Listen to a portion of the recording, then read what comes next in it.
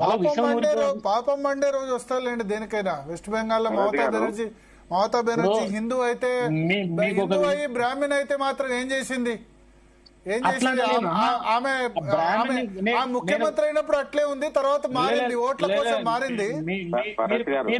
మమతా ఖాన్ అయింది ఓట్ల కోసం. అందుకని పాపం మండే రోజు వస్తుంది కదా ఏదైనా. లేదు, మీరు కుల బ్రాహ్మణం చెప్తున్నారు. తల బ్రాహ్మణం వచ్చిన రోజు వీడు ఎవడు కట్టుకోడు.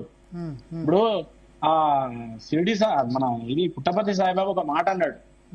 ఒక భక్తుడు వచ్చి ఏమన్నా అంటే, అందరు మిమ్మల్ని తిడుతుంటే నాకు బాధ అనిపిస్తుంది అంటే ఆయన ఏం చెప్తాడంటే, ఇప్పుడు వాడు నన్ను ఇచ్చి సంతోషపడతాడు, మీరు నన్ను పూజించి సంతోషపడతారు, తెగడేవాడు పోడేవాడు ఇద్దరు సంతోషపడుతున్నారు, ఇద్దరు సంతోషం నాకు కావాలన్నారు. ఇంత అంటే మనుషులో నిండుతనం ఏదైతే ఉన్నదో అది వాళ్ళ హిందువులలో ఉన్నది కాబట్టి వీళ్ళ ఆటలు నడుస్తున్నాయి. కానీ వీళ్ళు చేసే అరాచకాలు కనుక ఇట్లనే పోతే మేము హిందువులం అని గమనించిన రోజు, ఇప్పుడు మీరు అన్నట్టు కుల బ్రాహ్మణాలు విడిచిపెట్టండి, కులం గురించి విడిచిపెట్టండి, కానీ వాళ్ళ లోపల ఆంతరిక చైతన్యం, దైవికమైన హిందుత్వం యొక్క చైతన్యం వచ్చిన రోజు ఈ నా కొడుకులు ఎవరు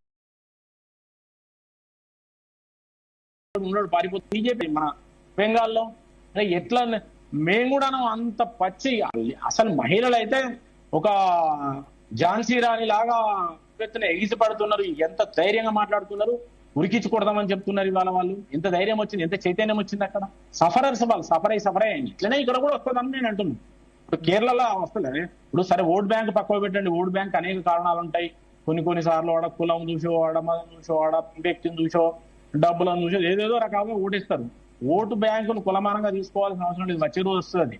కానీ ఓటు బ్యాంకు కులమానమే అనుకున్న రోజు వస్తుంది. కానీ ఈ చైతన్యం అనేది రాబోయే రోజుల్లో ఇంకా తీవ్రంగా ఉంటుందని చెప్తున్న. బెంగాల్లో ఇవాళ చూస్తున్నాం, మనం అస్సాంలో చూస్తున్నాం. 22 టికెట్లు ఇస్తే 21 టికెట్లు ముస్లింస్ గెలిచిండ్రాడ. ఆయన ఏం చెప్పిండు, నేను 23 సీట్లు అక్కడ ఇవాళ ప్రమాణ స్వీకారం చేసిన ముఖ్యమంత్రి 23 సీట్లు మేము క్యాండిడేట్ ని పెట్టడం, 23 సీట్ల గురించి ఆశపడం, ఆ 23 సీట్లు మేము వదిలిపెడుతున్నాం. 126 సీట్లలోనే 23 వదిలేసి ఆ 103 సీట్లలో 102 సీట్లు గెలిచిండ్రు వాళ్ళు. అది మగతనం. అరే నువ్వు వద్దురా బాబు, నీ ఓటే వద్దురా అన్నారు, అంతకనే ఏం కావాలి ఇంకా, వద్దని చెప్పి గెలిచిండ్రు వాళ్ళు. కాబట్టి ఇవాళ మొన్న 10% ముస్లింస్ కూడా ఓటేసారని విసిరని చెప్తున్నారు బెంగాల్. ఎందుకు వేసిండ్రు?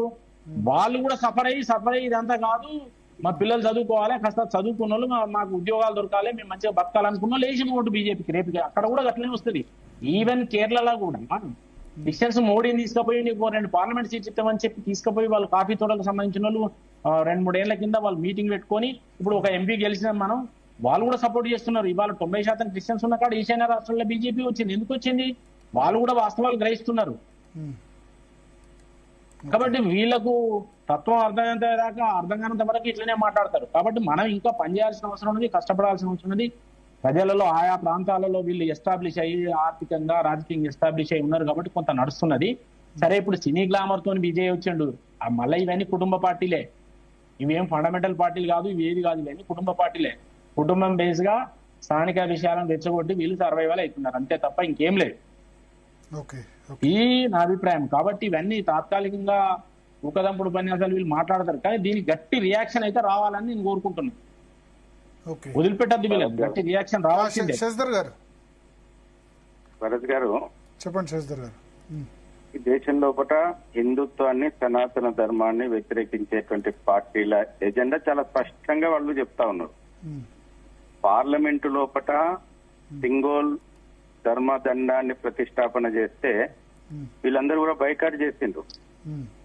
వాళ్ళు ఏమి దాపెట్టుకుంటలేరు. పదే వాళ్ళ వ్యతిరేకత Rahul Gandhi leader of the opposition నుంచి మొదలు పెట్టుకుంటే కాంగ్రెస్ అండ్ కంపెనీ పార్టీలన్నీ కూడా చాలా స్పష్టంగా వాళ్ళు సనాతన ధర్మం మీద విషయం వెలగస్తా ఉన్నారు. ఈ రోజున ఏదైతే ఉదయనిధి స్టాలిన్ ఉన్నాడో, వాస్తవానికి తమిళనాడు అనేటువంటిది సనాతన ధర్మం యొక్క విశిష్టతను ప్రపంచానికి పెద్ద ఎత్తున పరిచయం చేసినటువంటి, ప్రచారం చేసినటువంటి అనేక మంది మహనీయులు అక్కడ. కంచి కామకోటి పీఠం ఉంది, రామానుజాచార్యులు అక్కడి నుంచే భక్తి ఉద్యమాన్ని ప్రారంభం చేసిండ్రు, అదేవిధంగా మధ్వాచార్యులు అక్కడి నుంచే ప్రారంభం చేసిండ్రు. అసలు ఉదయనిధి స్టాలిన్ ను నేను వాళ్ళ మీ చర్చ ద్వారా వాళ్ళని ఒకటి అడగాలనుకుంటున్నాను. నేను ఏంటంటే సనాతన ధర్మం అంటే వాళ్ళ కనీసం అవగాహన లేకుండా దాన్ని నిర్మూలిస్తా అని అంటున్నారు. పంచభూతాలను సనాతన ధర్మం ఆరాధిస్తుంది, పూజిస్తుంది. ప్రకృతి ఆరాధన కూడా సనాతన ధర్మంలో ఉంటది. ప్రకృతి ఆరాధనతోటి ముడిపడి ఉన్నటువంటి పుణ్యక్షేత్రాలు తమిళనాడే ప్రాముఖ్యత. ఇవాళ ఫర్ ఎగ్జాంపుల్ చూసుకుంటే చిదంబరం ఆకాశం పూజించడం, కంచి భూమిని పూజించడము, తిరువన్నామలై అగ్నిని పూజించడము, తిరువానై కావలి నీరును పూజించడము, కాళహస్తి వాయువును పూజించడము. మరి ఉదయనిధి స్టాలిన్ మేము వాయువును, సనాతన ధర్మం వాయువును పూజిస్తుంది కాబట్టి శ్వాస తీసుకోకుండా ఆగాలి, వాయువుని నిర్మూలించుకొని బతకాలా, అగ్నిని నిర్మూలించుకొని బతకాలా, లేకపోతే భూమి మీద తిరగకుండా బతకాలా, నీళ్లు తాగకుండా బతకాలి. పిచ్చోడు కాకపోతే సనాతన ధర్మం అనేటువంటి ధర్మం గురించి కనీస అవగాహన లేకుండా మాట్లాడేటువంటి వ్యక్తులు. అయితే వాళ్ళు హిందుత్వం మీద ఎరాడికేట్ చేయాలనేటువంటిది దేశం మీద ధర్మం మీద యుద్ధం ప్రకటించారు. కాబట్టి రాక్షసులు ఉంటేనే భగవంతుని గొప్పతనం కూడా తెలుస్తుంటది ఓసారి. రెండోది అతి ముఖ్యమైనటువంటి విషయం, మీరు తమిళనాడు ఓటింగ్ గాని మొన్న జరిగినటువంటి ఎలక్షన్లలో గాని ఒకటి మనం గమనించాల్సినటువంటి ప్రధానమైనటువంటి విషయం ఏంటంటే, ఏదైతే సనాతన ధర్మానికి వ్యతిరేకంగా, హిందుత్వానికి వ్యతిరేకంగా గడిచిన అనేక సంవత్సరాలుగా తమిళనాడులో విష ప్రచారంతో, విష ఎజెండా తోటి పనిచేసినటువంటి ద్రవిడ పార్టీలను ప్రజలు వద్దనుకున్నారు. విజయ్ ఎలక్షన్లలో చాలా స్పష్టంగా నేను ద్రవిడవాదానికి దూరంగా ఉంటా, అన్ని మతాలను సమానంగా గౌరవిస్తా అని చెప్తే హిందూ ఓటు బ్యాంకు విజయ్ కి కన్సాలిడేట్ అయింది. ఎప్పుడైంది? ద్రవిడవాదానికి వ్యతిరేకంగా విజయ్ మాట్లాడినందుకు. కాబట్టి వాళ్ళ అసెంబ్లీ సాక్షిగా, ముఖ్యమంత్రి విజయ్ సాక్షిగా ఉదయనిధి స్టాలిన్ మాట్లాడితే ఇప్పుడు ఆ ముఖ్యమంత్రికి బాధ్యత ఉంది. తన స్టాండ్ ఏంది? తను గతంలో లాగా మిషనరీ ఎజెండా తన స్టాండా, లేదంటే ఎన్నికల ముందు ప్రకటించినటువంటి తన స్టాండా? ఈ రోజున ప్రజలు గమనిస్తారు, తమిళనాడు ప్రజలు ఇవన్నీ కూడా గమనిస్తున్నారు. ఒక స్టెప్ ముగిసింది. తమిళనాడు లోపల ఏ సనాతన ధర్మాన్ని ఎరాడికేట్ చేస్తామని గడిచిన దశాబ్దాలుగా రాజకీయాలు నడిచినటువంటి ద్రవిడ పార్టీల శకం ముగిసి ఒక అడుగు ముందుకు పడ్డది. ఈ రోజున విజయ్ ఇదే డీప్ స్టేట్ పాలసీ లోపల వాళ్ళతోటి జతగట్టి, కాంగ్రెస్ తోటి జతగట్టిండు, కమ్యూనిస్టుల తోటి జతగట్టిండు. లోపాయికారంగా ఈ స్టాలిన్ ఇంటికి పోయొచ్చిండు. మొన్న స్టాలిన్ ఇంటికి పోయేస్తే మనం చూస్తే ఆశ్చర్యపోతాం, అసలు ముఖ్యమంత్రి స్టాలిన్ విజయ అక్కడ కూర్చున్నటువంటి విధానం చూస్తే. కాబట్టి స్టాలిన్ డైరెక్షన్ లోనే మళ్ళీ విజయ్ పోతున్నాడు అనేది తమిళనాడు ప్రజలు అర్థం చేసుకుంటారు. మళ్ళీ కాలం వేగంగా పోతుంటదండి. మళ్ళీ ఈ విజయ్ పార్టీని మిగతా వీళ్ళకి ఇచ్చినటువంటి గుళ్ళు తిరిగినందుకు ఆ ఇచ్చిన కొన్ని సీట్లను పూర్తిగా ఎరాడికేట్ చేసేటువంటి రోజు మళ్ళీ త్వరలోనే వస్తుంది. ప్రజాస్వామ్యం లోపల ప్రజలేమో పూర్తి మర్చిపోరు అన్ని.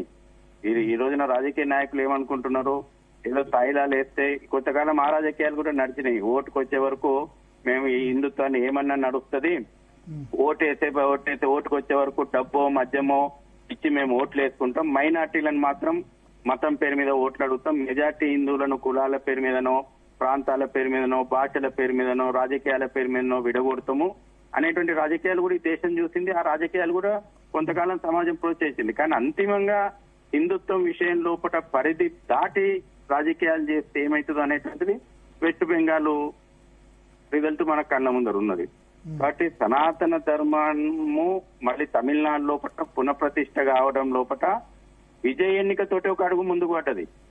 ఎందుకంటే విజయ్ చాలా స్పష్టంగా ద్రవిడవాదాన్ని వ్యతిరేకించి అధికారంలోకి వచ్చింది. వాళ్ళ ఈ విజయ్ కూడా వాళ్ళ సరసన చేరితే ఖచ్చితంగా రాబోయే రోజుల్లో వీళ్ళందరినీ భూస్థాపితం చేసేటువంటి రాజకీయాలు కూడా తమిళనాడు చూస్తుంది. తమిళనాడు యమునా పాఠక్ గారు కూడా జాయిన్ అయ్యారు చర్చలో. యమునా పాఠక్ గారు, చిన్న స్టాలిన్ మరొకసారి ఈసారి ఏకంగా అసెంబ్లీ సాక్షిగా మాట్లాడాడు, సనాతన ధర్మం ఎరాడికేట్ చేయాల్సిన అవసరం ఉందంటే. ఓడిపోయినా ఇంకా బుద్ధి రాలేదు, సిగ్గు రాలేదు, ఇంకా అవే కూతలు, కింద పడ్డా నాదే పై చేయి అన్న విధంగా చేస్తున్నాడు.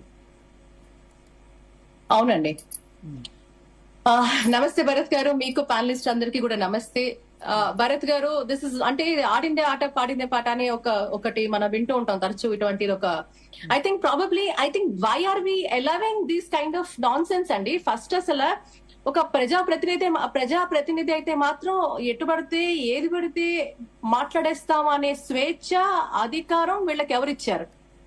వీళ్ళు ఇప్పుడు నూతనంగా ఇప్పుడు సీఎం గా పదవి స్వీకరించిన విజయ్ వారి సమక్షంలో మరి ఈ రోజు అంబేద్కర్ గారి గురించి అంత గొప్పగా వాళ్ళు వారి సిద్ధాంతం గురించి మరి వారి వంట పట్టించుకున్న వాళ్ళు అంత గొప్పగా చెప్తున్న వాళ్ళు మరి ఈ రోజు రాజ్యాంగ విరుద్ధంగానే కదా జరుగుతోంది ఈ రోజు.